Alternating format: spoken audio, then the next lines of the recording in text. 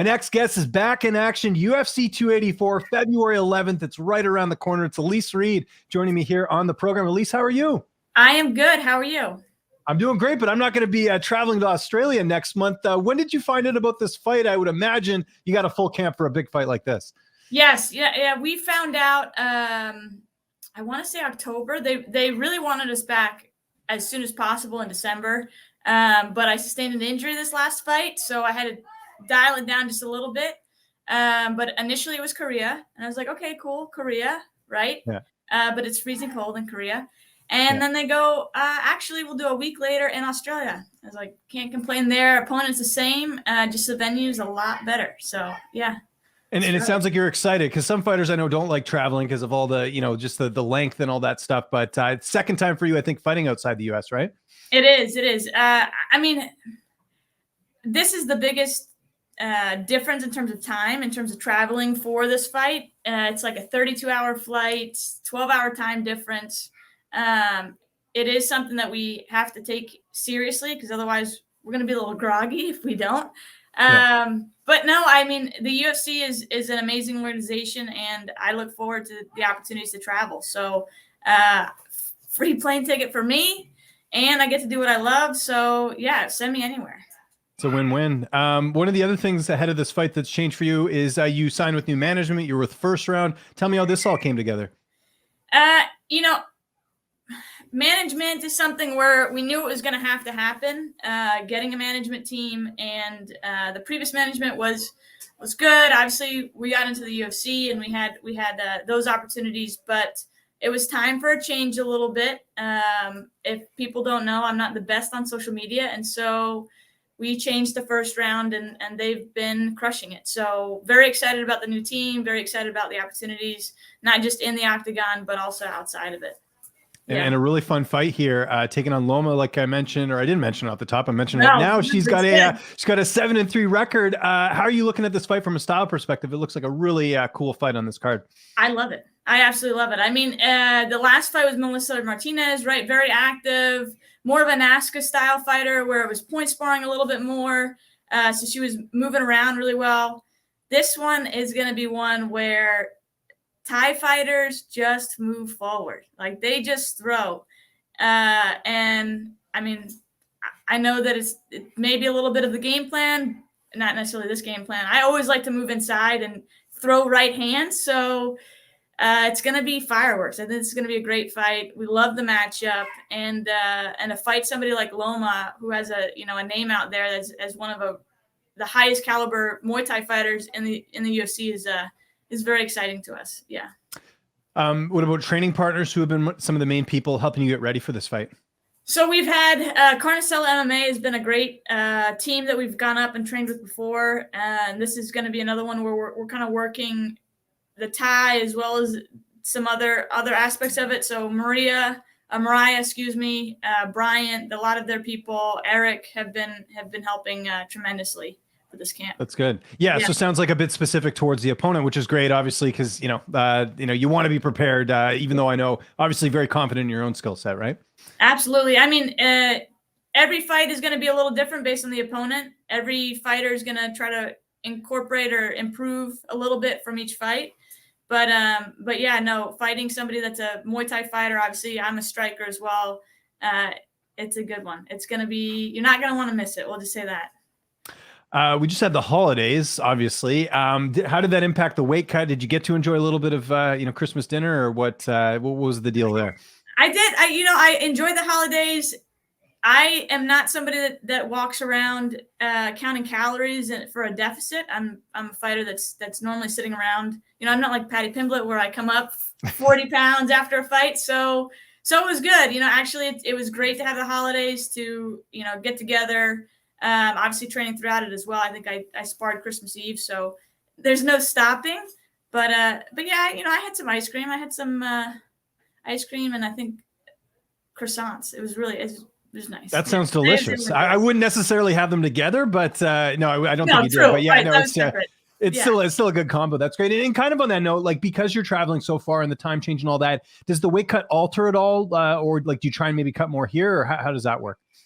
So it's a long flight traveling to Australia. The cut is probably going to be a little bit impacted or fairly impacted by that. The good news is I don't operate or I don't move too far from a weight cut. So like if you're to tell me that I needed to make weight tomorrow, I could make weight tomorrow. So I think the real thing we're going to focus on is making sure that we're eating the right stuff and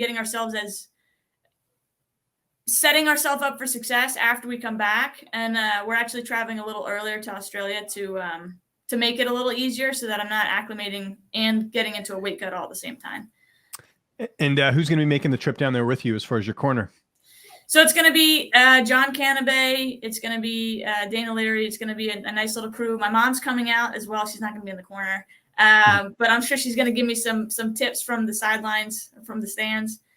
So it's a little smaller, but it's still going to be a great team. So we're good. Well, I get it, right? Like you want to have positive vibes and all that during fight week. So I'm sure having your mom there, it's like a little bit of, home or, familiarity there, right? Which is yeah, great. I mean, my mom's going to come in a little later. She is a huge supporter. She started supporting probably a little bit more into my amateur career. But she's there. She couldn't miss the fight, wouldn't want to miss the fight. So the plan is she's going to get in there, and then after the weigh-ins, we'll hang out with her, have dinner probably, and then won't see her till after the fight, and we'll go from there. But yeah, it's always good to have family in the stands. Yeah, no, it definitely helps. And how do you see this fight playing out? Obviously, you feel like you're going to win, otherwise why sign the contract? But how do you envision the fight playing out? I think it's going to be two really good martial artists in their discipline, and whoever has the best game plan can enforce that is going to end up winning. So I think it's going to be a huge battle in terms of striking and distance, and movement. I think is going to be really key. She's obviously really good, in the clinch and throws really hard techniques. So it's going to be a little bit of keep away, maybe. And finding my shots, and she's going to be trying to do the same with her movement. So it's just going to be who can do their game plan better. Yeah, that makes sense. Got to quickly ask you about the main event. We've got Islam Makhachev, Alex Volkanovski fighting each other. How do you think that fight plays out as a fellow fighter? How do you think that one goes down? I think Islam's like a big favorite. Yeah, no, but I love Volkanovski. I think like he's my man. If I'm going to go with anybody, it's going to be that dude who's I think been counted out a little bit most of the time, just with his stature and how short he is. Obviously, they're coming with a crew. The Dagestanis and the Russians are coming with a crew, so it can be anybody. I mean, Oliveira had it and then lost it, so I'm gonna go with Volk. That's gonna be my person I'm gonna root for. I think it could be also a toss-up though, because the other guys are really good at what they do. So. Yeah, it's a really interesting fight because obviously Volk hasn't lost in the UFC, but he's moving up a weight class and he's fighting an absolute killer. So totally understand that. But back to you. I was curious how many more fights you have left on your contract, or did you sign a new contract recently? I signed a new one. Oh, cool. So four this fight?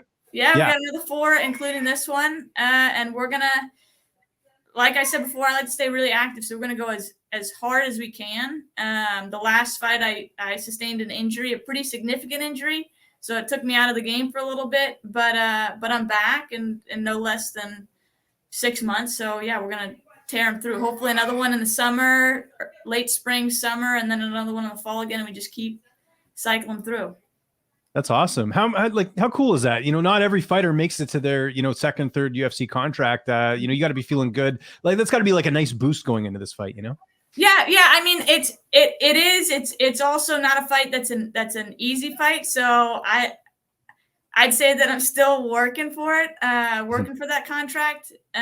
But yeah, every step of the way has been a huge blessing. Very grateful for the opportunities, and I think it just motivates me to want to prove that I'm supposed to be here even more. You know what I mean? So fighting Loma and having that opportunity is pretty exciting. And second contract. Let's go. That's awesome. A little more. Yeah, let's go. You talked all about fighting. What are some other hobbies you like outside of training and competing and all that? So right now we're really focusing on building the business. So outside of cool. fighting, I'm obviously at the school right now. If you can't tell, I can. Yeah, it's good though. But you listen, veteran move, find a quiet place, all that. It's all good. So no. So I'm in my school right now, and we're actually opening another location. So awesome. Oh yeah. So over the last like 8 weeks, outside of training, it's been painting, it's been sanding. I'm a little bit of an electrician now. I can put up your lights if you want to. We put some nice recessed lighting in. So that's the focus right now. But relaxing hobby-wise, I really like movies. I haven't been able to get to a movie recently, but if I'm not talking about business or working on the business, it's movies. But right now, it's been. Okay, I have a couple questions. So first, how did you learn how to like be an electrician? Did you just learn it on your own, or did you like? So in a martial arts industry, right? It's primarily men, and I have a lot of friends that are older, 40s and kids, and so he knew something about wiring and electricity, and so I learned from him, and now the place looks great.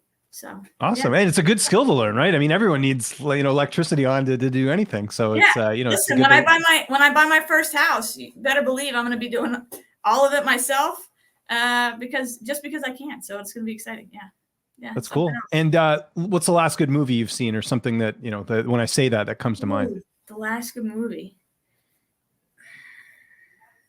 It's been a really long time since I'd say that a movie where you like walk out of theater and you're like, okay, that was a good one. I'd say it was probably Maverick. Cool. Yeah, I've seen it. Yeah. In terms of the movies right now, like any of the Marvel movies I haven't seen, DC movies I haven't seen, the Avatar I haven't seen yet. So I'm looking forward to going to the movies, but the last one I saw really well was probably Top Gun. Are you going to catch up? I'm sorry, I was going to say, are you going to catch up on the plane? Because it's a long plane ride, right?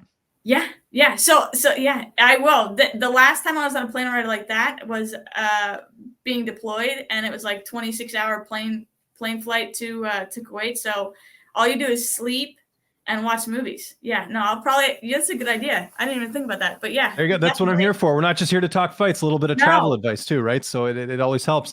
I noticed you were on one of my favorite podcasts. This was a while ago, Ashley Evans Smith podcast. I just was curious how it was going on the show, kind of getting a little bit personal. Ashley does a great job, by the way. If you haven't seen the show Sex and Violence, it's like, she's like the Howard Stern of MMA, I think, a little bit. She is amazing. It was, we had a conversation before the podcast, and we just kind of shot the shit, like just doing stuff, and she was amazing. And then on the podcast, I'm modest, I've had very few relationships, and the title of the podcast is Sex and Violence. So I'm telling my friends, I'm like, I don't know what to expect here. And it was great. I mean, it was the first time ever talking about my relationships publicly. So that was something that was kind of stepping out of my comfort zone, but I can't say enough about it. I mean, Ashley's amazing. It was she's really good at what she does, and I think she makes, obviously makes everyone feel comfortable, right? That's the big thing, and just making sure there's no like curveballs or anything, especially with some of the topics that were covered. One question I had about that was, did you have anyone else reach out to you after being on that show and just some of the topics you covered and everything? Because I'm sure there's people watching that saying, "Hey, that was really interesting." Yeah, I had a few people that had watched it that in terms of relationships, right? Like where you're at. I think some people came and reached out to me and talked about how they were really happy to hear that, and that it inspired them to make that type of change, and so I mean that was really cool. I think that was something where I didn't expect it. I didn't necessarily go into it trying to be somebody to look for, look out for, or be inspired by, but it was something where I was like, that's pretty cool. Like that's why we go on podcasts like this, is to hopefully somebody's listening and they hear something that maybe changed their mindset a little bit. So yeah, it's inspired. There you go. Yeah, it's a win-win. Okay, before we go, you mentioned not having much time to watch, movies and TV, but I don't know if you're a Netflix person or whatever. If you are, and I was to log into your account, what would it say under continue watching? So I am a Netflix person because I just put it in the background. Okay. It used to be The Office because I would have that on all the time. Yeah. Right now, it's Ginny and Georgia. Okay, never heard of it, but I can look it up. Yeah.